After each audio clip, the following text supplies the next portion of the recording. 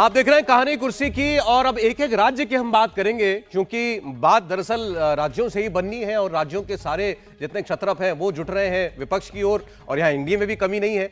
NDA की बैठक से पहले हाजीपुर सीट को लेकर चाचा और भतीजे में जंग तेज हो गई है। अब चिराग पासवान के चाचा केंद्रीय मंत्री पशुपति पारस ने हाजीपुर सीट पर अपना दावा ठोक दिया। उन्होंने कहा चाहे सूरज पश्चिम से उगने लगे, वो हाजीपुर सीट पर दावा नहीं छोड़ सकते। पशुपति पारस कह रहे हैं कि वो हाजीपुर से सांसद हैं। रामविलास पासवान ने इस सीट पर उन्हें अपना उत्तराधिकारी बनाया था, इसलिए हाजीपुर सीट तो नहीं की है। चिराग पासवान ने कुछ समय पहले हाजीपुर सीट पर अपनी दावेदारी ठोकी थी। पशुपति पारस ने इसके जवाब में साफ साफ कह दिया कि चिराग पासवान किसी और सीट से लड़ लें। चिराग पासवान पहले ही बोल चुके हैं कि वो हाजीपुर से लोकसभा चुनाव लड़ेंगे। क्या ऐसा संभव है? क्या ऐसा हो सकता है? आप भी बोल रहे हैं कि आप भी लड़ेंगे वहां से। मेरा तो अधिकार बनता है, मेरा अधिकार है, हम वहाँ के सांसद हैं और पासवान जी जीते जिंदगी मुझको उत्तराधिकारी बना के गए हाजीपुर के लिए, इसलिए तो असंभव चीज है। सूरज पूरब से पश्चिम उग जाएगा, लेकिन वो संभव नहीं है। अब सूरज तो पश्चिम से नहीं उगेगा तो फिर हाजीपुर का क्या होगा? पशुपति पारस के जवाब में चिराग पासवान कायम है अपनी मांग पर। चिराग पासवान ये कह रहे हैं कि हाजीपुर सीट पर उनकी पार्टी ही लड़ेगी। चिराग कह रहे हैं हाजीपुर सीट उनके लिए सबसे बड़ा मुद्दा है। यस, हाजीपुर की सीट मेरे लिए कंसर्न रहा है और इसको प्रमुखता से हम लोगों ने गठबंधन के भीतर इस पे चर्चा हम लोगों ने की है। इतना मैं आपको जरूर कह सकता हूं कि 2024 लोकसभा चुनाव में लोक जनशक्ति पार्टी रामविलास का ही प्रत्याशी हाजीपुर से चुनाव लड़ेगा। चाचा भतीजे दोनों का दावा एक सीट पर, इसके अलावा उनकी अपनी अपनी और मांगे भी हैं। एक बार जरा हम बिहार का अभी तक का समीकरण जो है वो समझ लेते हैं कि किस दल, किस गठबंधन में कितने नेता, कौन कौन से नेता मौजूद हैं और आज की बैठकों में कौन कौन लोग शामिल हुए हैं। बात पहले हो रही है बिहार की, तो देखते हैं एनडीए का गठबंधन वहां पर कितना मजबूत है। भारतीय जनता पार्टी है, इसके अलावा आप देखिए जीतनराम मांझी की पार्टी, हम पार्टी, एलजेपी के दोनों गुट यानी चिराग पासवान भी, उनके चाचा भी, आरएलजेडी उपेंद्र कुशवाहा की पार्टी है, दिल्ली में मौजूद रहेंगे आज के दिन। इसमें मुकेश सहनी नहीं है, याद कीजिएगा, वीआईपी पार्टी वाले। विपक्ष की तरफ से जेडीयू, कांग्रेस, आरजेडी, लेफ्ट, सब लोग बैंगलोर के अंदर मौजूद हैं। अब इनकी ताकत कितनी है उसका भी एक अंदाजा लीजिए। 2019 में बीजेपी जेडीयू साथ थे, 17 सीटों पर लड़े, 17 में 17 बीजेपी, 17 में 16 भाजपा जीती। एलजेपी का 100% स्ट्राइक रेट था, 6 में 6 सीटें एलजेपी ने निकाली थी। दूसरी ओर आप बात करें, कांग्रेस पार्टी ने 9 सीट लड़कर 1 जीती थी, आरजेडी ने 19 लड़ी थी, 1 नहीं जीती, आरएलएसपी, हम, वीआईपी ये भी सीटें 1 भी नहीं निकाल पाए थे। 39 सीटें 40 में से ये भाजपा और उसके सहयोगी जीते थे। अब इस वक्त जो माहौल चल रहा है उसमें जेडीयू को अपनी पार्टी में टूट का डर है। नीतीश कुमार अपनी पार्टी के विधायकों से एक-एक कल के मिल रहे हैं। तेजस्वी यादव जेल न चले जाएं इसकी तलवार लटकी हुई है, क्योंकि उन पर चार्जशीट हो चुकी है लैंड फॉर जॉब मामले में। और चिराग पासवान और चाचा पशुपति पारस के बीच में जो टकराव है वो आपने अभी सुन लिया। मजेदार बात यह है कि आज की जो एनडीए की बैठक होगी प्रदीप जी, उसमें दोनों आमंत्रित हैं। हाजीपुर को लेकर आपने सुन लिया, चाचा जी को वो कह रहे हैं सूरज पश्चिम से हो गए, हाजीपुर तो मैं ही लड़ूंगा।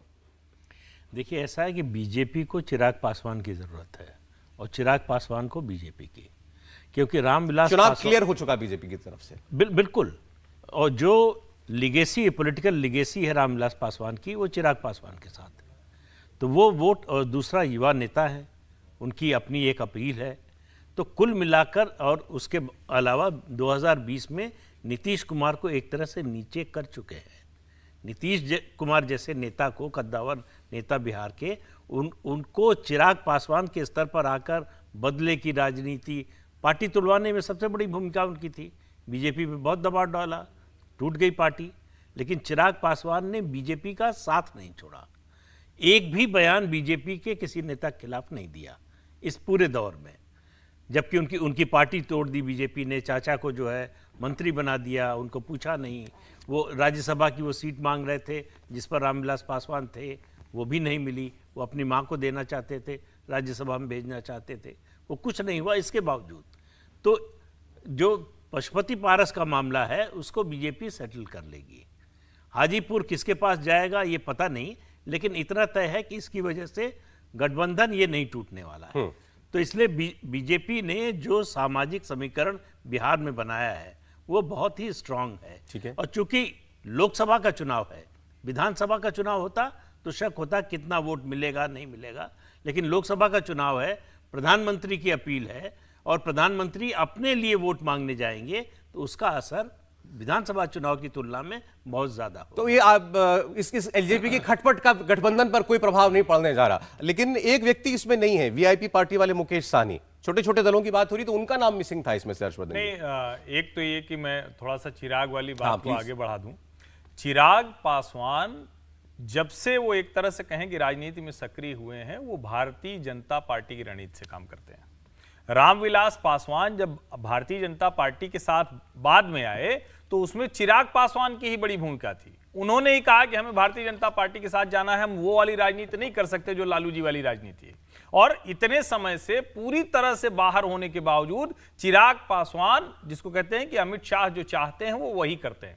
पशुपति पारस के साथ वो सांसद हैं, उन सांसदों की भारतीय जनता पार्टी को जरूरत थी। लेकिन जो बिहार के लिहाज से, अगर लीडरशिप के लिहाज से कहेंगे तो चिराग पासवान में हर तरह से भाजपा वो देखती है पोटेंशियल, उसको लगता है कि वही रहेंगे। अब ये तय करना पड़ेगा कि पूरब पश्चिम से सूरज उगे या पशुपति पारस राजनीति में रहे। मुझे लगता है कि ये अगर वो सुन रहे हैं तो उनको जान लेना चाहिए, क्योंकि भाजपा ने तो तय कर लिया है।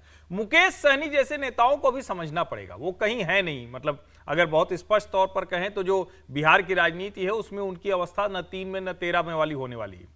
अब उसमें क्या वो अपने वोट, जिसको कहते हैं ना मल्लाह वोट, निषादों का वोट, भारतीय जनता पार्टी के पास बिहार से लगा हुआ जो यूपी का पूर्वांचल है, वहां संजय निषाद जैसी पार्टी है। तो उनको कोई इतना बड़ा संकट भी नहीं है कि अगर मुकेश सहनी नहीं आएंगे तो कोई बहुत बड़ी मुश्किल होगी। आ जाएंगे तो अच्छा होगा और हमको लगता है अंत में उनको फायदे। देवेंद्र है हमारे साथ। देवेंद्र, कल ऐसी खबरें चल रही थी कि बीजेपी ने कह दिया है कि भाई मुकेश सहनी की मांगे मानना हमारे बस की बात नहीं है। ऐसा क्या मांग रहे हैं वो?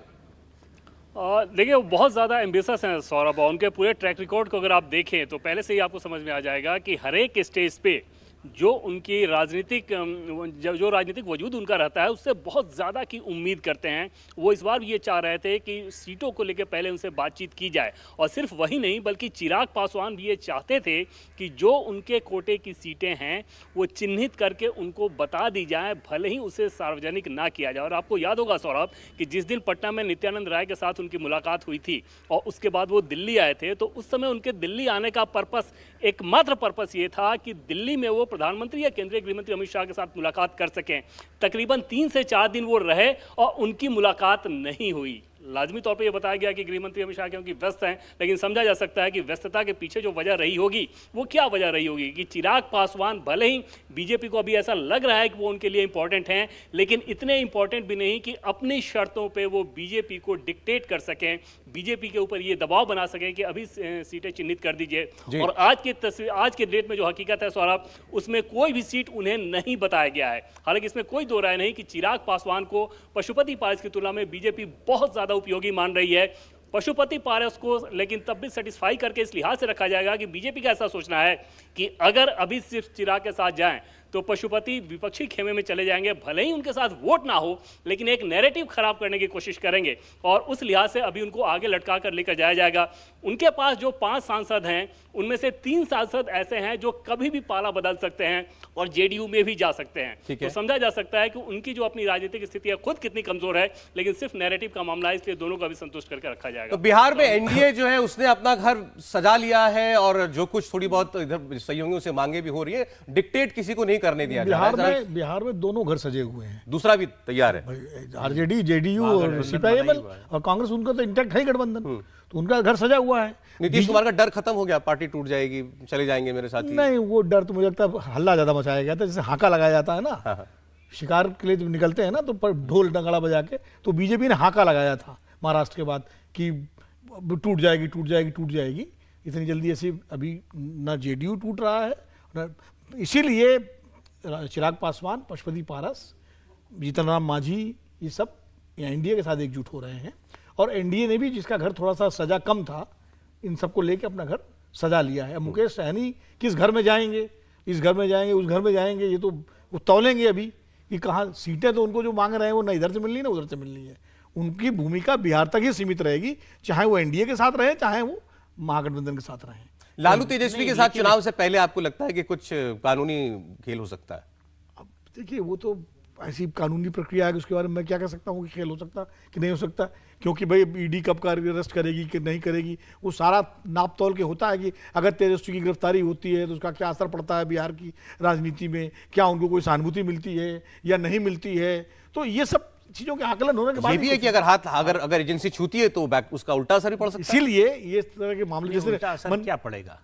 तो सिंपैथी, आरजेडी को सिंपैथी यादवों और मुसलमानों में जो पहले से पूरा का पूरा है, उससे बाहर सिंपैथी मिलेगी इसकी उम्मीद कम है। मतलब कुछ भी असंभव कुछ भी नहीं है राजनीति में। लेकिन मैं दूसरी बात कह रहा हूं, बीजेपी उत्तर प्रदेश के बाद बिहार में नया प्रयोग करने जा रही है, दलित वोटों पर ज्यादा फोकस। कोई दलित नेता उस तरह से ऐसा सर्वमान्य पूरे प्रदेश का है नहीं। तो जीतन राम मांझी से जो बातचीत हुई है उसमें यह तय हुआ है कि बीजेपी जीतन राम मांझी के बेटे संतोष को प्रोजेक्ट करेगी दलित नेता के रूप में। उसके अलावा बीजेपी के पास एक जनक कुमार नाम है या मतलब दूसरा नाम सेकंड नेम याद नहीं है हमको, तो वो बीजेपी के साथ है, पहले कोऑर्डिनेटर थे बीएसपी के। अच्छे जनाधार वाले नेता हैं, दलितों में अच्छी पकड़ है। तो ये दो नेता हैं। इसके अलावा बीजेपी तलाश कर रही, बीजेपी की कोशिश है कि जिस तरह से उत्तर प्रदेश में दलितों में उसका प्रभाव है उस तरह से बिहार में भी हो। बड़ा वोट बैंक है उसकी बात नहीं होती क्योंकि कोई बड़ा नेता नहीं है उस तरह से। अभी फिलहाल दलित महादलित ये रामविलास पासवान थे, तो ये समाज की सोच दिखाई देता है चुनाव में। तो ये जो तैयारी है वो उसका असर आपको आने वाले 2-3-4 महीनों में दिखाई देगा। ये आपने कहा यूपी की तरह करने की कोशिश है, तो फिलहाल ये वोट किस ओर जाता है? फिलहाल ये वोट बटा हुआ है, बीजेपी की ओर आता है, कांग्रेस को भी जाता है और लेफ्ट को भी है, सीपीआई-एमएल के पास भी है। सीपीआई-एमएल को जाता है, ठीक है, सीपीआई-एमएल को काफी जाता है। तो बिहार में दलित वोट, ये बीजेपी की एक नई स्ट्रैटेजी होगी। अब जरा उत्तर प्रदेश की हम बात कर लें। आप देख रहे हैं कल से अखिलेश यादव एक के बाद एक ट्वीट कर रहे हैं। उन्होंने कल कहा था एक नया चैप्टर, ऐतिहासिक चैप्टर जो है वो लिखा जाएगा। फिर आज उन्होंने इसी जो यूनाइटेड वी स्टैंड उस तर्ज पर उन्होंने एक और ट्वीट किया, तो वो पूरी तरीके से कमिटेड दिखाई दे रहे हैं। जयंत चौधरी भी वहां पहुंच चुके हैं, जिनके बारे में चर्चाएं चल रही थी कि वो एनडीए में आ सकते हैं, उनसे बातें चल रही हैं, वो मर्ज भी कर सकते हैं अपनी पार्टी। ऐसा कुछ नहीं हुआ और अब वो फिर उन्होंने भी उसी तर्ज पर अपनी बात कहना शुरू कर दिया कि देश को परिवर्तन की जरूरत है और सब मिल बैठकर हम लोग नरेंद्र मोदी को हटा लेंगे। मायावती का ना होना, लेकिन क्या उत्तर प्रदेश में इस वक्त जिसे कहते हैं एलिफेंट इन द रूम, वो सबसे बड़ा सवाल है जिसके बारे में कोई बात नहीं कर रहा। मायावती के हुए बगैर यूपी में क्या विपक्षी एकता का कोई मायने है? विनोद जी। नहीं, देखिए, अखिलेश यादव के बाद अगर कोई दूसरी बड़ी ताकत है आज भी, वो बीएसपी की है, बीजेपी के मुकाबले में। क्योंकि भले उसका एक एमएलए हो विधानसभा चुनाव में, लेकिन 11% वोट आज भी उसके पास है, लगभग 13%। हाँ, लगभग 13% वोट है उसके पास। तो और अगर आप पश्चिमी उत्तर प्रदेश की बात करें तो पश्चिमी उत्तर प्रदेश में तो बीएसपी ही ज़्यादा बड़ी ताकत है समाजवादी पार्टी की तुलना में, क्योंकि दलित और मुस्लिम कॉम्बिनेशन अगर बनता है तो वो ज़्यादा बड़ी ताकत बन जाती है। इसीलिए जो 10 MP जीत के आए थे बीएसपी के, उसमें देखिए बिजनौर जीती बीएसपी, अमरोहा जीती, सहारनपुर भी जीते बची थी शायद, वहाँ बीजेपी जीती है, लेकिन लड़ाई वहाँ बीएसपी से ही थी। तो बीएसपी की ताकत बढ़ जाती है। बीएसपी को बिल्कुल सही है, बीएसपी की स्थिति उत्तर प्रदेश में आज की तारीख में किधर जाएगी कुछ तय नहीं है। लेकिन अगर मुकम्मल विपक्षी एकता बननी है उत्तर प्रदेश में तो बिना बीएसपी के वो अधूरी है। और दोनों तरफ से प्रयास तो चल ही रहे होंगे, किस तरह प्रयास तो बिल्कुल चल रहे हैं दोनों तरफ से। कांग्रेस की तरफ से भी मायावती के से संपर्क हो रहा है, बीजेपी के लोग ऑलरेडी उनके संपर्क में आए। अब मायावती जी क्या करेंगी फैसला? नहीं, मायावती अलग अलग सिग्नल देती रहती है। हाँ, अभी हाल ही में उन्होंने अखिलेश यादव को उनके जन्मदिन पर बधाई दी, जो कई सालों में क्या शायद पहली ही बार हुआ। तो इसलिए इसका भी एक संकेत है। कांग्रेस के खिलाफ ज्यादा बोली नहीं है इस तरह से, लेकिन उनकी आलोचना भी करती रहती है। तो वो मिक्स सिग्नल देती है। ऐसा लगता है कि खुद ही कंफ्यूज्ड है कि किधर जाना है और किन शर्तों पर जाना है, ये अभी तय नहीं कर पा रही। देखिए, वो दोनों तरफ जाकर के देख चुकी हैं। उनका अनुभव अगर हम उनकी तरफ से सोचने की कोशिश करें, क्या बताता है मायावती का अनुभव? मायावती का अनुभव ये बताता है जो काशीराम जी का भी अनुभव था, कि लोग हमारा वोट लेने के लिए आते हैं, हमको वोट नहीं देते हैं। जिन अलग अलग सामाजिक समूहों को जोड़ते हैं, जैसे चाहे मुस्लिम हो, चाहे ब्राह्मण आए हों साथ में कुछ समय के लिए, एक समस्या तो ये है। दूसरी, बीएसपी में जो टिकट बिकते हैं वो बड़ी समस्या है। लोग पैसा देकर टिकट लेते हैं, फिर पैसा मिलता है कहीं और चले जाते हैं, तो इसलिए टिकते नहीं। वो ओपन है, हाँ, वो मतलब रिवॉल्विंग डोर है, उसमें कोई दुराव लेके छिपा आओ, नहीं। टिकट लो। क्योंकि उस एक समय मायावती कहती थी हम टिकट नहीं देते हैं, हम विधानसभा की सदस्यता का फॉर्म देते हैं कि आप ये टिकट लेकर विधानसभा के सदस्य बन जाएंगे। ठीक है, भाई उनका कहना है हम लेकिन टिकट अब वो समय चला गया। हमारा टिकट मतलब जीत पक्की नहीं, है। उनका कहना है कि टिकट के साथ साथ हम आपको विधानसभा में 50-60,000 70,000 वोट भी तो देते हैं। ठीक है, जो एक हमारा एक मुश्त वोट बैंक है, जो उनके पास ताकत थी ट्रांसफर कराने की, जो ट्रांसफर हो जाता है। बाकी और किसी के पास ये ताकत नहीं है ट्रांसफर कराने। मतलब मायावती के बगैर अभी विपक्ष लेकिन का एक ही विपक्ष जो का मायावती गठबंधन की- यूपी में कुछ अधूरा है। मायावती के कैंप से जो संकेत हैं कि वो जो भी फैसला करेंगी वो दिसंबर के बाद करेंगी। दिसंबर के बाद क्यों? जब विधानसभा चुनाव हो जाएंगे, नहीं, 4-5 वो बयान राज्यों दे के, चुकी है। वो बयान दे चुकी है इस बारे में, हाँ, हाँ। कि ये 5 राज्यों 5 राज्यों के चुनाव के बाद नतीजे करेंगी। देखने के बाद हम फिर तोलेंगी कौन कहां हाँ, दिखाई खड़ा दिखाई कि कहां दे से कहां ज्यादा फायदा हो सकता है सियासी तौर यूपी पर। की तैयारी कैसी लग रही है आपको गठबंधन की, हर्षवर्धन जी? नहीं, मुझे लगता है कि उत्तर प्रदेश ही एक जो सबसे कहें कि कमजोर कड़ी अगर विपक्ष की है तो वो उत्तर प्रदेश है। और कितनी कमजोर कड़ी है अंदाजा लगाइए कि जहां पर इनके लिए मुश्किल है कि क्या 15 सीटें भी कोई ऐसी हैं जिसको पक्के तौर पर लोकसभा में जीत सकें, वहां पर ये मायावती जैसी पार्टी जो एक तरह से कहें कि सबसे बड़ी विपक्षी पार्टी है लोकसभा के लिहाज से, उससे ये बात तक नहीं कर रहे हैं। जितनी रणनीति बनी है, मैं तो बड़े आश्चर्य में हूं कि आखिर कौन सा वो समीकरण है। आप अरविंद केजरीवाल जैसे व्यक्ति के जो आम कांग्रेस पार्टी के लिए दिल्ली और कांग्रेस में सब, दिल्ली और पंजाब में सब लेके बैठा है। मायावती ने तो कांग्रेस का कुछ ऐसा लिया भी नहीं है, न कोई कांग्रेस से वो लड़ाई लड़ती हैं, लेकिन कोई भी मायावती को अभी तक न मनाने गया है। वो बिना कहे विपक्षी पार्टियां बोलती हैं, ऐसे बोलती हैं जैसे वो भाजपा के साथ कोई समझौता हो। जबकि भारतीय जनता पार्टी के साथ उत्तर प्रदेश में मायावती का संभावना होने की संभावना 0.0000 ऐसे करिए तो जाके कहीं बैठेगा, क्योंकि उत्तर प्रदेश में भारतीय जनता पार्टी जहां खड़ी है वहां वो छिटपुट 4, 6, 10 सीटें दे अलग बात है, वरना वो किसी को देने की स्थिति में नहीं है। मुझे लगता है कि इसके बावजूद जब आप रणनीति बनाते हुए इतनी बड़ी गलती करते हैं तो वही है कि भैया मोदी के डर से जुड़े हुए हैं, इसके अलावा हमारे पास कोई एजेंडा नहीं है। जिसकी नस दबती जाती है वो सब एक दूसरे से जुड़ते चले जाते हैं, इसके अलावा कुछ दिखता नहीं। नहीं, मायावती को लेकर ऐसा नहीं है। देखिए, परसेप्शन बड़ा मैटर करता है।